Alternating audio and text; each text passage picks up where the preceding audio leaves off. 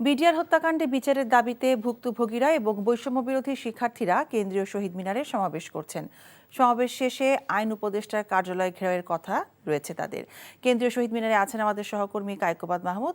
আমরা কায়কোবাদের সাথে সরাসরি যোগাযোগ করছি। কায়কোবাদ, বিক্ষোভকারীরা কি আইন উপদেষ্টার কার্যালয় অভিমুখে রওনা করেছেন, আর তাদের বক্তব্যটা কি আসলে?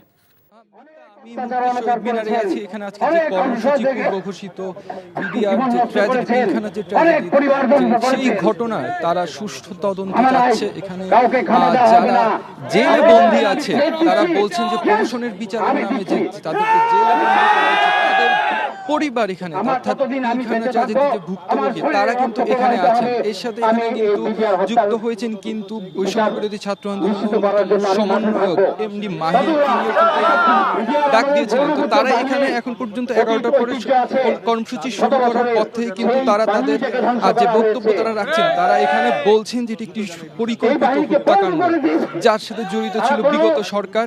আর তারা বলছেন এর সাথে একই সাথে জড়িত ছিল দেশের বাইরের শক্তি। তারা বলছে তারা বিভিন্ন স্লোগান দিচ্ছে ভারতের আধিপত্যের বিরুদ্ধে।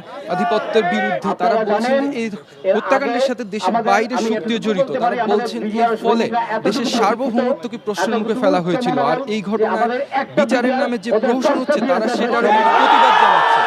তারা বলছেন যে এখন এই অন্তর্বর্তী সরকার একটি অন্যতম প্রায়োরিটি হওয়া উচিত এই হত্যাকাণ্ডের বিচার। আর একই সাথে এখন পর্যন্ত তারা আইন উপদেষ্টা কার্যালয়ের অভিমুখে যে পদযাত্রা ছিল, যে ঘেরাও কর্মসূচি, তা এখন পর্যন্ত তারা শুরু করেনি। আমরা যদি হয় পরবর্তীতে সেটা আপনাকে জানাতে পারবো। মিতা,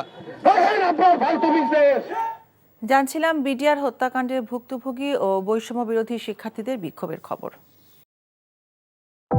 ভালোবাসার প্রথম শর্ত বিশ্বাস, যেটা আমার প্রতি কখনোই তোমার ছিল না। আমি তোমাকে বিয়ে করতে চেয়েছিলাম।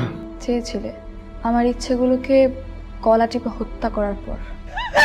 নিলয়ের হঠাৎ এমন চেঞ্জ আমার ভালো লাগছে না। তোমার নিলয়কে নিয়ে টেনশন করতে হবে না। আমি ভুল মানুষকে ভালোবেসেছি। আপনি ডাক্তার? জি। কিসের ডাক্তার আপনি? মেডিসিন, গাইনি, অর্থোপেডিক নাকি সাইকোলজিস্ট?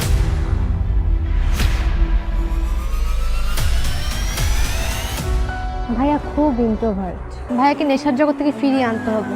আমার মনে হয় কি তোমার রেগুলার অফিসে বসা উচিত। সব তোকে সামলাতে হবে। এরকম কেস না দিন দিন বেড়েই চলেছে। আপনি কি আমার উপর রেগে আছেন? পৃথিবীতে কারো উপরে আমার তেমন কোনো রাগ নেই। নিলয় যেন কোনো রকম সিন ক্রিয়েট না করে। আপনি কি সব ভুলে থাকতে পেরেছেন? প্রেম এবং ভালোবাসা খুব পবিত্র, সস্তা কোনো কিছু না।